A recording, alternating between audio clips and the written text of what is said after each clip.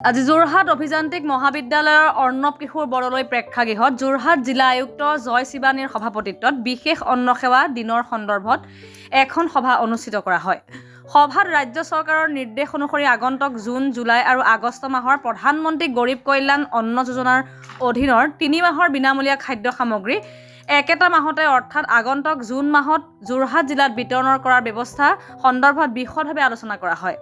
খাদ্য ৰাজহুৱা বিতৰণ আৰু গ্ৰাহক পৰিক্ৰমা বিভাগৰ অতিৰিক্ত জিলা আয়ুক্তই উদ্দেশ্য ব্যাখ্যা কৰা সভাত খাদ্য ৰাজহুৱা বিতৰণ আৰু গ্ৰাহক পৰিক্ৰমা বিভাগ যোৰহাটৰ যুটীয়া সঞ্চালকে সুলভ মূল্যৰ অভিকৰ্তাসকলক এই বিশেষ অন্ন সেৱা দিনৰ নিয়মাৱলীসমূহ পুংখানুপুংখভাৱে অৱগত কৰে। তদুপৰি সঞ্চালকগৰাকীয়ে অৱগত কৰে যে 3 মাহৰ NFSA চাউল ইপ'ছ মেচিনৰ জৰিয়তে একে সময়তে পৃথককৈ আঙুলিৰ ছাপ গ্ৰহণ কৰি বিতৰণ কৰিব লাগিব। সভাত জিলা আয়ুক্তগৰাকীয়ে এজেণ্টসকলক নিজৰ গ্ৰাহকসকলক এই বিষয়ে সজাগ কৰিবলৈ অনুৰোধ জনোৱাৰ লগতে বিশেষ অন্ন সেৱা দিনকেইটা জিলাখনত সাফল্যমণ্ডিত কৰি তুলিবলৈ সকলোকে আহ্বান জনায়। সভাত অক্টোবৰ মাহৰ পৰা বিতৰণ কৰিবলগীয়া দাইল, চেনি আৰু নিমখৰ প্ৰয়োজনীয়তাৰ ওপৰতো আলোচনা কৰা হয়। সভাত খাদ্য ৰাজহুৱা বিতৰণ আৰু গ্ৰাহক পৰিক্ৰমা বিভাগৰ অধীক্ষক, পৰিদৰ্শক মণ্ডলী, সমবায় সমিতিৰ সভাপতি, সম্পাদক প্ৰমুখ্যে সুলভ মূল্যৰ অভিকৰ্তাসকল উপস্থিত থাকে।